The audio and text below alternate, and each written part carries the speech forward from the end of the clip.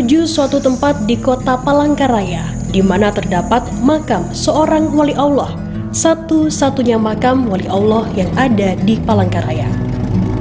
Perjalanan menuju makam memakan waktu sekitar 30 menit dari pelabuhan Bukit Pinang, kota Palangkaraya, tergantung kondisi pasang surut air Sungai Kahayan.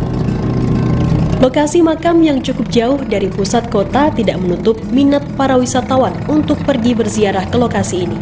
Terlebih dengan menyusuri sungai, mereka bisa menikmati pemandangan bantaran Sungai Kahayan dari atas kelotok. Lokasi makam ini terletak di pertigaan Sungai Kahayan dan perkampungan Tundai, tepatnya di Kelurahan Bereng, Bengkel, Kecamatan Pahandut, Kota Palangkaraya. Pemandangan rindangnya hutan Kalimantan dan aktivitas masyarakat bantaran akan menemani perjalanan menuju makam. Makam seorang wali Allah bernama Syekh Sayyid Muhammad Yasin bin M. Hussein Al-Idrus atau yang lebih dikenal dengan makam Datu Tundai. Ketika sampai di lokasi, dari gerbang kita akan melihat bangunan makam bersejarah berdiri kokoh, diselimuti nuansa hutan dan bantaran sungai. Kedatangan wisatawan akan disambut pula oleh gerombolan monyet dan burung-burung yang berterbangan, menandakan bahwa makam ini benar-benar terletak di tepian hutan Kalimantan yang asri. Selamat datang di makam Datu Tundai, ucap penjaga makam, sebuah makam bersejarah yang ada di kota Palangkaraya. Beliau ini adalah salah seorang ulama di kerajaan Sultan Adam pada waktu itu, yang mana beliau ini sebenarnya bukanlah orang Banjar, tapi dia seorang habaib yang pada waktu itu dikirim dari Jawa untuk mensiarkan agama di tanah Banjar pada waktu itu di kerajaan Sultan Adam. Jadi beliau bukanlah orang asli Banjar, tapi seorang habaib. Kalau untuk lebih jelasnya, tidak ada data satupun yang menerangkan tahun kapan beliau datang ke Kalimantan Tengah. Cuma yang diketahui bahwa beliau ini adalah utusan daripada kerajaan Sultan Adam pada tahun 1825 sampai 1857. Untuk pastinya beliau ke Palangkaraya belum diketahui kapan datangnya. Cuma di dalam sejarah diperkirakan sekitar 1835-1840. Waktu itu masyarakat sebenarnya tidak mengerti juga bahwa itu ada makam wali. Bahkan namanya juga mereka belum tahu nama yang pasti itu siapa sebenarnya, sampai kami membina makam itu. Jadi mereka itu mengatakan itu makam Said aja, artinya makam Habib itu. Itu namanya Habib Al-Ma'bub. Nah, sedangkan nama itu tidak ada di dalam Juriat Habib, itu tidak ada. Al-Ma'bub itu nggak ada. Tidak ada satupun yang tahu namanya dan asal-usul mereka. Kenapa jadi kami membina makam itu? Waktu itu beliau ini sering, artinya menjumpai, apakah itu secara jahir atau secara mimpi kita tidak tahu, menemui guru kita Alimul Alamah Al-Birah Syekh Muhtar Nur Al-Banjari pada waktu meminta supaya beliau bisa mendatangi makam beliau di daerah Tumbang Tundai itu. Ya, karena beliau juga meminta kepada, kebetulan guru kita Muhtar Nur Al-Banjari ini dia juga Al-Idrus, dan juga kebetulan juga yang bermakam ini Habib Yasin Al-Idrus, jadi satu juriat. Maka pada tahun 1996 itu sekitar bulan Maret, kami satu buah kelotok mendatangi di sana, mendatangi makam beliau, dan ternyata makam itu penuh dengan rumput lah, dan pohon karet juga besar-besar di situ, karena tidak terawat lagi.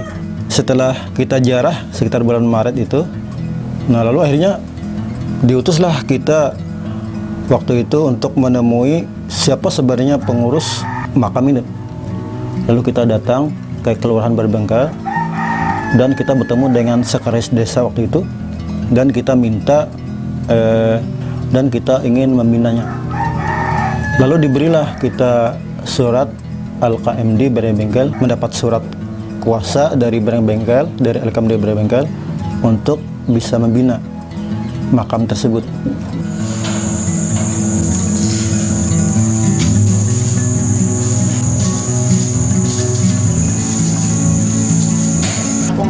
Jadi kalau ada yang mengaku, sampai saat ini kita tidak pernah didatangi oleh keluarga ataupun ahli waris. Kalau ada itu keluarga ataupun ahli warisnya, kenapa tidak dari dulu-dulu ada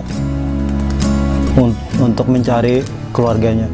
Jadi sampai saat ini tidak ada satupun keluarga yang datang ke sana.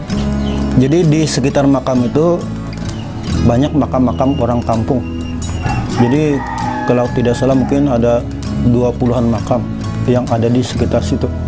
Setelah air dalam, lalu akhirnya nisan-nisan yang ada di situ ikut larut dan juga banyak lumpur dan kayu, jadi akhirnya tidak diketahui. Kita bangun waktu itu, yang waktu pertama itu segi 4 aja. Nah, segi 4. Nah, setelah segi 4, kemudian kami bangun menggunakan tiang ulin.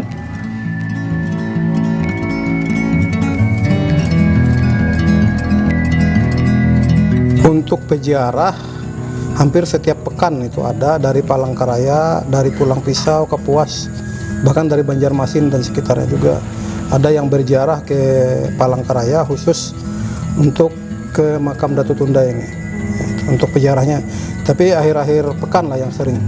Dalam 1 tahun mungkin terkumpul mungkin ribuan peziarah yang datang juga. Kebanyakan peziarah biasanya salah satu memenuhi najar biasanya ya, atau hajat ya, itu aja mungkin ya. Untuk tujuan daripada berkunjung ke makam ini, sepengetahuan dan hemat kami. Ya, kemungkinan juga yang lain juga mungkin ada hal-hal dalam artian mereka berkunjung karena ini seorang habib ya, jadi mereka merasa layak untuk diziarahi. Karena kan kita nanti akan kembali ke dalam kubur masing-masing. Terus kita juga harus beribadah, jangan lalai sama salatnya.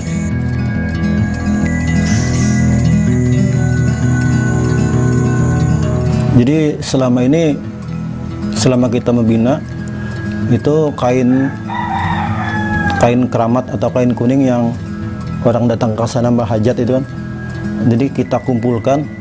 Kalau kita secara hukum itu bukan tidak boleh, tapi ya dianggap mubazir lah. Malah kalau dipasang kain kuning di situ kan menjadi tidak bersih lah tempat itu. Padahal itu bukanlah satu simbol suatu hajat yang dikabulkan harus dibayar dengan kain kuning. Cuma mungkin kebiasaan, dan kebiasaan itu sebenarnya bukanlah sesuatu yang benar lah. Tidak harus kita ziarah ke makam wali itu membayar sesuatu hajat atau niat dengan kain kuning. Kita memohon kepada pemerintah lah, sekiranya mudah-mudahan makam yang dibina oleh Al-Banjari ini nantinya bisa dijadikan tempat cagar budaya atau wisata religi, sebagaimana kita lihat makam-makam yang ada di Banjarmasin ataupun di Jawa. Jadi semua makam-makam di sana dijadikan sebagai cagar budaya. Sedangkan makam yang kita bina sekarang ini masih belum dijadikan sebagai cagar budaya. Jadi alhamdulillah kemarin pada bulan Januari kita didatangi oleh Dinas Pariwisata, yang mana mereka meminta izin untuk makam Syekh Said Muhammad Yasin bin Ahmad Husin Al-Idrus ini dijadikan sebagai cagar budaya. Jadi semua persyaratan dan perlengkapan sudah kita penuhi semua.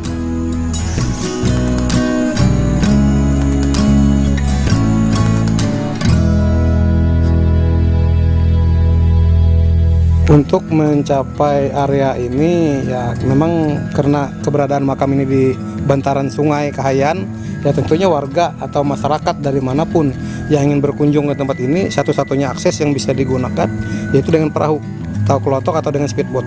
Untuk tarif ya bervariasi ya, tidak ada tarif yang khusus dari Dinas Perhubungan atau dari ini untuk sepengetahuan kami sementara ini ya. Tetapi mungkin masing-masing armada yang mengangkut sesuai dengan jumlah yang peziarah yang mau ke sini. Dari Pelabuhan Rambang mungkin beda tersendiri, dari Tanjung Pinang juga beda lagi.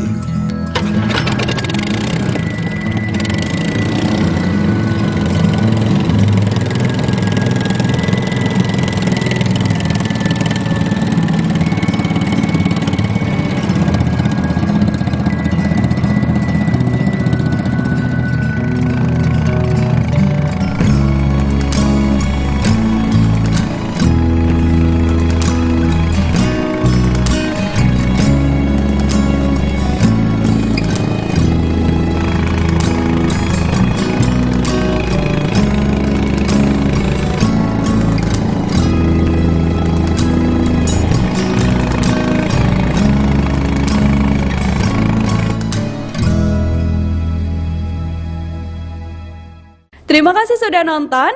Jangan lupa like, subscribe, dan share ya.